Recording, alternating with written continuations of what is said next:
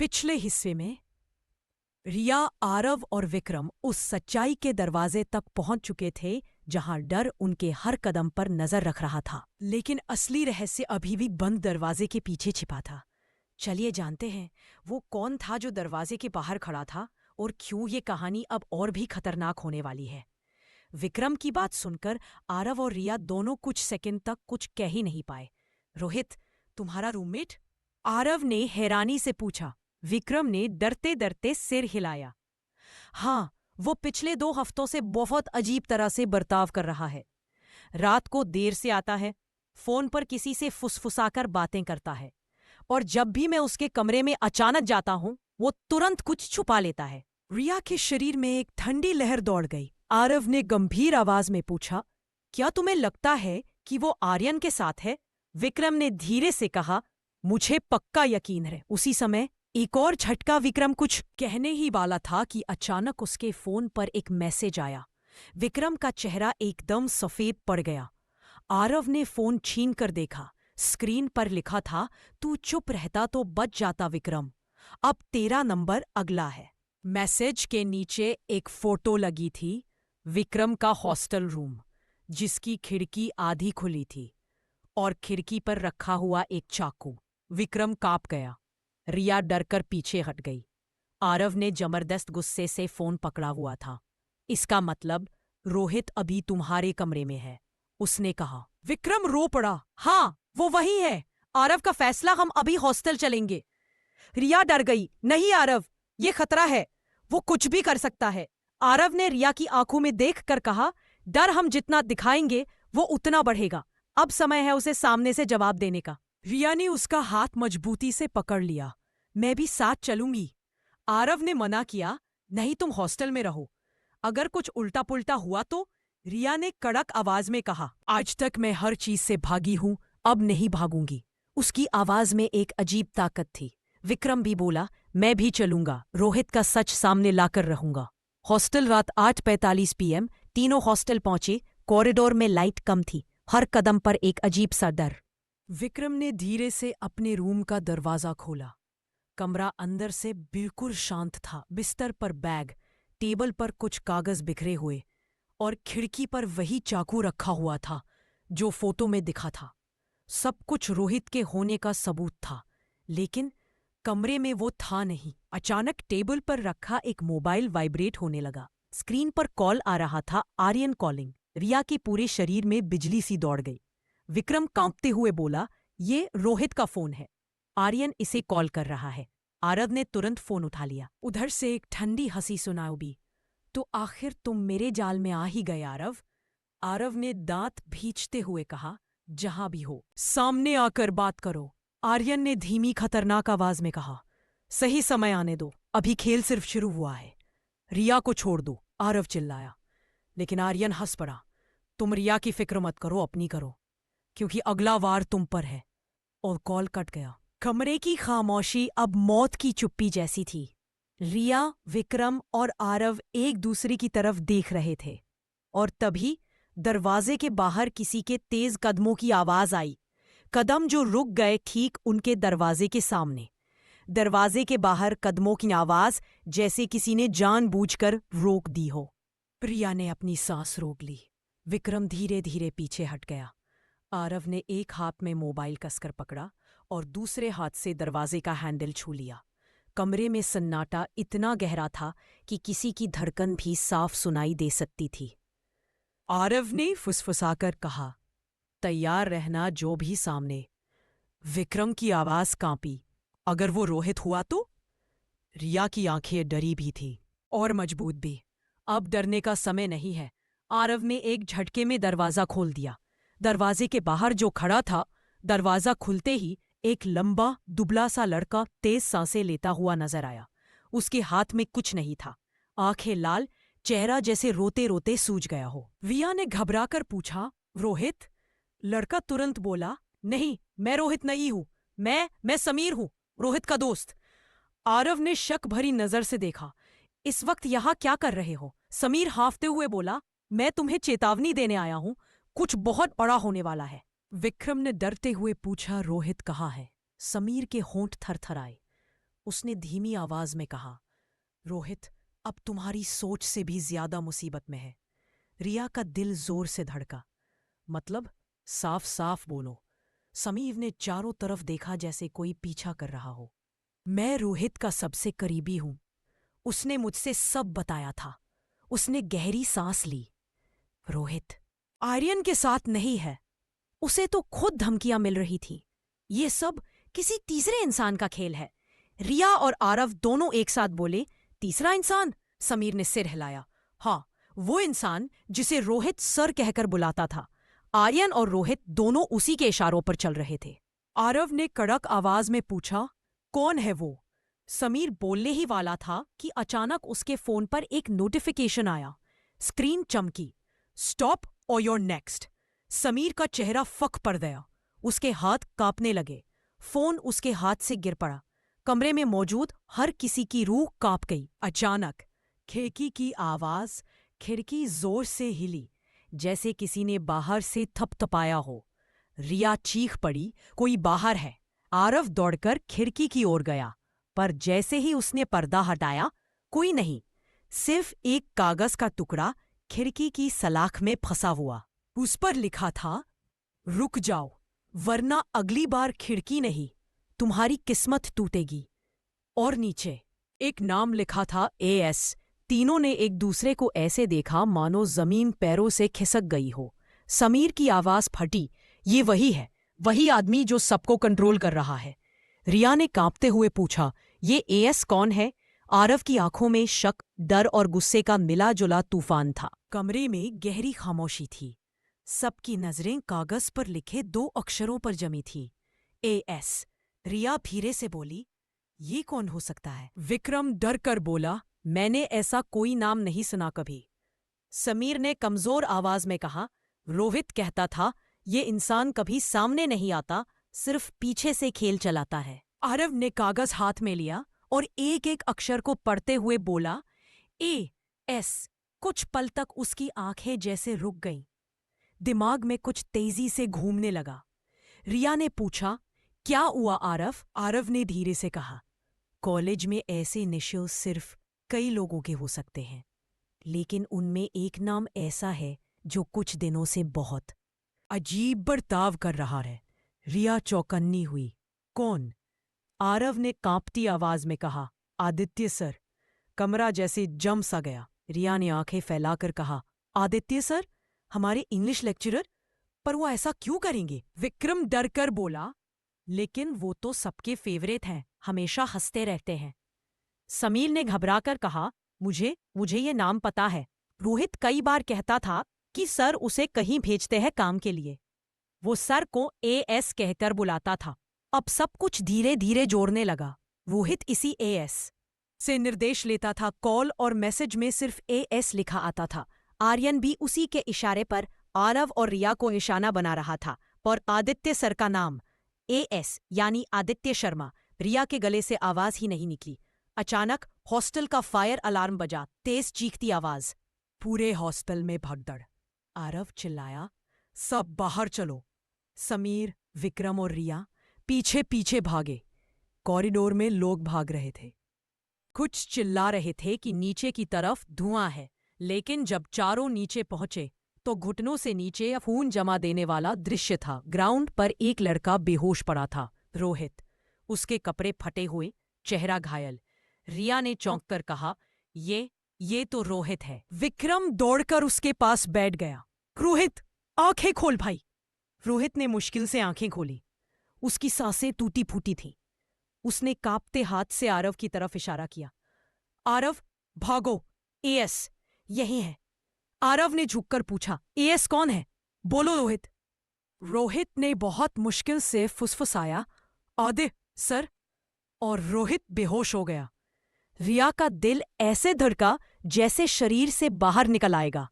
समीर रोते हुए बोला, मैंने कहा था, ये खेल उससे बड़ा है जितना हम सोच रहे हैं। विक्रम चीख उठा, लेकिन वह सर तो आज छुट्टी पर थे। वो हॉस्टल में क्यों आएंगे? आरव ने चारों तरफ देखा। लोग भाग रहे थे, लेकिन भीड़ के बीच एक चेहरा कुछ सेकंड के लिए दिखा। एक आदमी, सफेद शर्ट, काली जैकेट और हल्की मुस्कान। आदित्य सर भीड़ में रिया की तरफ देखते हुए और फिर अचानक गायब। रिया के पैरों से जमीन खिसक गई। रोहित को हॉस्पिटल ले जाया गया और चारों, आरव, रिया, विक्रम और समीर इमरजेंसी रूम के बाहर बैठे थे। रिया की आंखें बार बार भीड़ में तलाश कर रही थीं। आदित्य सर का चेहरा जैसे वो किसी भी पल सामने आ जाए। आरव ने उसका हाथ पकड़कर कहा, डरना नहीं, अब हम जान चुके हैं कि दुश्मन कौन है। रिया की आंखें भर आईं। पर वो एक टीचर है आरव, इतना सब क्यों करेगा? आरव कुछ कहता इससे पहले ही पुलिस अंदर आ गई। इंस्पेक्टर चंदन सिंह, सख्त चेहरा, तीखी नजरें। उन्होंने तुरंत पूछा, रोहित को किसने घायल किया? और ये एएस कौन है? समीर आगे आया। सर, मास्टरमाइंड आदित्य शर्मा है, हमारे कॉलेज के इंग्लिश लेक्चरर। इंस्पेक्टर चौंक गए। आदित्य शर्मा? पर वो तो 3 दिन से छुट्टी पर है। आरव बोला, हाँ सर, लेकिन वो यही है, हमने उसे हॉस्टल में देखा। इंस्पेक्टर ने भौहें चढ़ाईं। हॉस्टल की सीसीटीवी फुटेज निकालो। उन्होंने गार्ड को आदेश दिया। सीसीटीवी देखने पर सबसे बड़ा झटका, स्क्रीन ऑन हुई। सभी फुटेज एक एक करके चलने लगे। Corridor, ground side gate, library area, hostel, लेकिन कहीं भी आदित्य सर दिखाई ही नहीं दिए। रिया का दिल बैठ गया। ये कैसे हो सकता है? हम सबने देखा था। विक्रम बोला, सर बिल्कुल हमारे सामने खड़े थे। समीर ने कहा, भीड़ में मुस्कुराते हुए। क्या ये फुटेज में नहीं आ रहा? इंस्पेक्टर ने गंभीर आवाज में कहा, फुटेज छेड़ी नहीं गई, लेकिन जिस आदित्य शर्मा की तुम बात कर रहे हो वो 3 दिन पहले शहर छोड़ चुका है। सभी के चेहरे फक पड़ गए। आरव धीरे से बोला, तो हम जिसे देख रहे थे वो कौन था? अचानक हॉस्पिटल के कॉरिडोर में एक नर्स चिल्लाई, कमरा नंबर 12 में कोई घुस गया। कमरा नंबर 12, रोहित का कमरा। सबके पैरों तले जमीन खिसक गई। इंस्पेक्टर हथियार निकालकर भागे। आरव और रिया उनके पीछे भागे। कमरे में पहुंचते ही लाइट्स अचानक बंद हो गईं। अंधेरे में सिर्फ एक आवाज गूंजी, रुक जाओ, जो तुम ढूंढ रहे हो वो तुम्हारे बिल्कुल पास है। रिया का दिल रुक सा गया। एक आदमी की परछाई खिड़की के पास खड़ी थी, लंबा कद, जैकेट और वही चाल जिससे वो सब डरते थे। आरव चिल्लाया, आदित्य सर, सामने आओ। परछाई धीरे धीरे मुड़ी और जैसे ही उसका चेहरा रोशनी में आया, रिया की दुनिया थम गई। चेहरा आदित्य सर जैसा था, लेकिन आंखें बिल्कुल अलग, जैसे किसी और की। आदमी धीरे से बोला, आदित्य शर्मा हूं मैं, लेकिन वो नहीं जिससे तुम मिलते थे। आरव दंग रह गया। मतलब? आदमी मुस्कुराया, असल आदित्य शर्मा 3 दिन पहले मर चुका है। रिया के पैरों से जमीन खिसक गई। तुम कौन हो? उसने धीरे से फुसफुसाया। मैं उसका जुड़वा भाई हूं, अमर शर्मा। एएस अमर शर्मा का चेहरा रिया, आरव और विक्रम के सामने था। लंबा, सधा हुआ और आंखों में एक अजीब सी ठंडक। उसकी मुस्कान में कोई स्नेह नहीं था, बल्कि खेल की गहरी योजना छिपी थी। आरव ने सवाल किया, तुमने ये सब क्यों किया? रिया पर क्यों हमला किया? और रोहित को निशाना क्यों बनाया? अमर ने धीरे से कहा, कहानी जितनी तुम सोच रहे हो उससे कहीं ज्यादा बड़ी है। सब शुरू हुआ था आदित्य की मौत के बाद। मैं नहीं चाहता था कि कोई भी सच जाने। और रिया, तुमने अनजाने में आदित्य से जुड़े कई रहस्य देख लिए थे। रिया ने कांपते हुए पूछा, अरे क्या मतलब? अमर ने एक कागज निकालकर दिखाया। उस पर आदित्य के सारे नोट्स, लैब प्रोजेक्ट्स और कॉलेज से जुड़े वित्तीय रिकॉर्ड्स थे। ये सब कुछ मैं नहीं चाहता था कि बाहर जाए, और जो भी मेरे रास्ते में आया उसके ऊपर मैंने दबाव बनाया। आर्यन और रोहित सिर्फ मोहरे थे, सारे निशान मैंने खुद बनाए। विक्रम घबरा गया, लेकिन आदित्य सर तो मर चुके थे, तुमने खुद क्यों सब संभाला?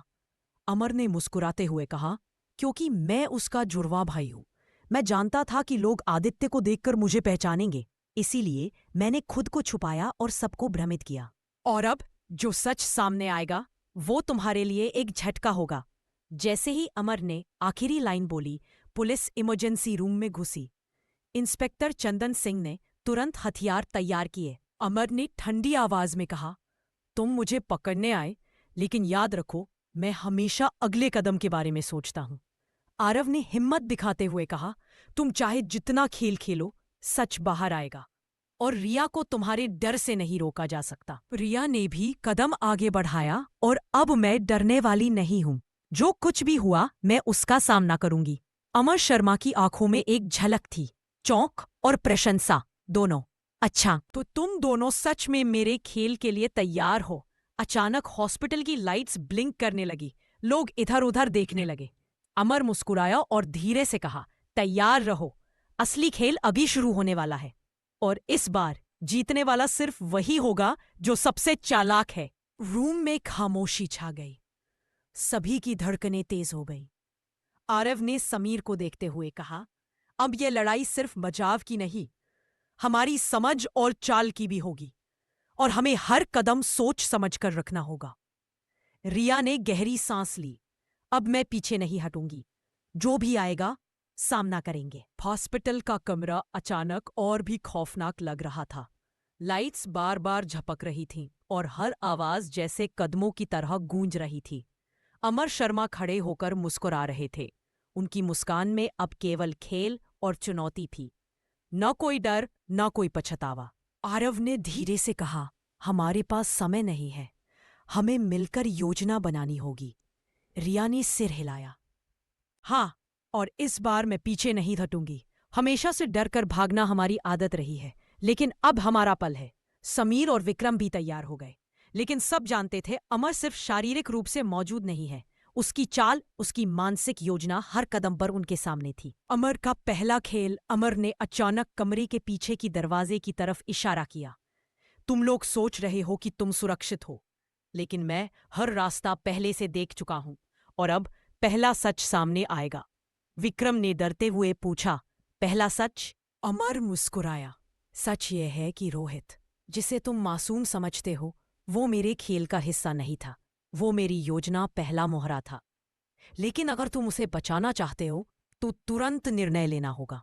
आरव ने ठान लिया, हम उसे बचाएंगे, चाहे जो भी हो जाए। रिया ने उसकी आंखों में देखा और कहा, हम साथ हैं, अब कोई पीछे नहीं हटेगा। अमर ने सिर हिलाया, ठीक है, तो देखो, खेल अब शुरू होता है।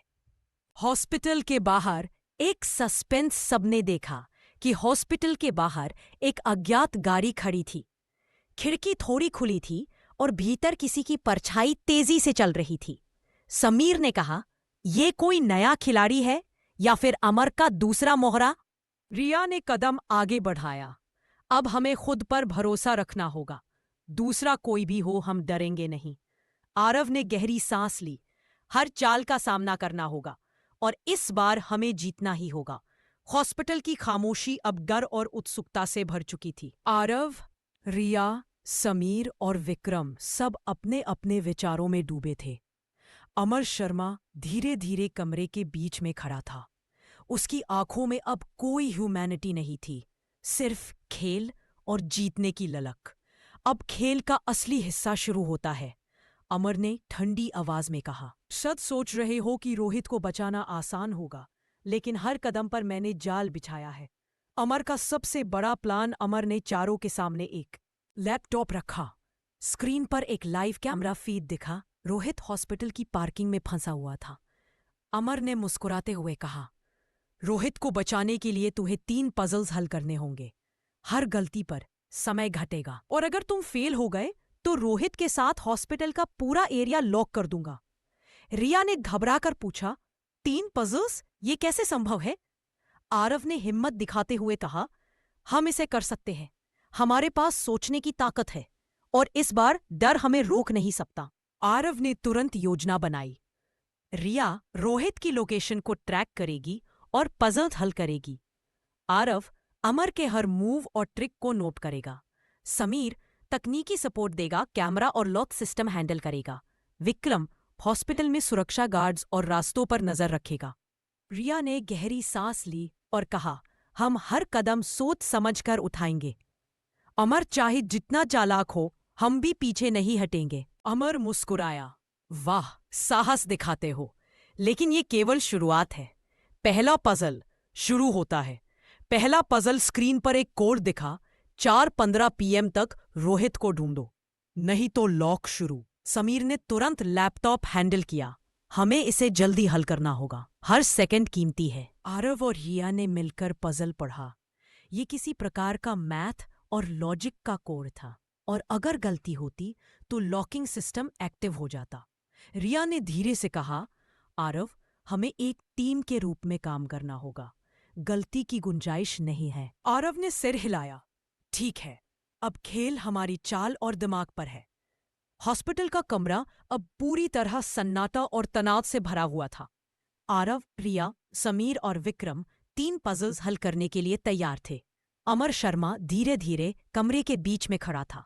उसकी आंखों में अब कोई डर नहीं, सिर्फ जीत का भरोसा। तुम लोग सोच रहे हो कि तुम मुझे पकड़ लोगे?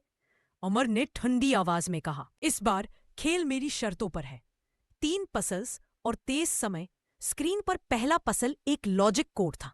समीर ने तुरंत इसे हल करना शुरू किया। आरव और रिया ने उसे निर्देशित किया। पहली बार टीम ने अपनी ताकत दिखाई। पजल हल हुआ और टाइम 2 मिनट बढ़ गया।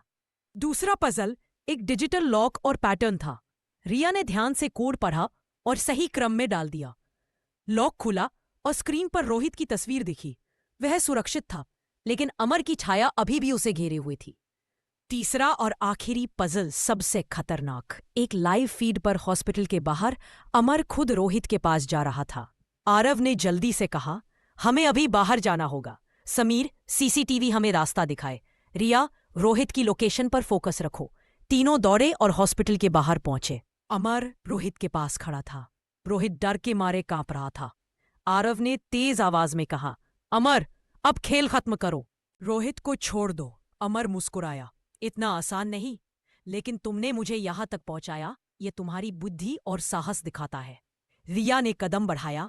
हम अकेले नहीं हैं। टीम वर्क और हिम्मत हर जाल तोड़ सकती है।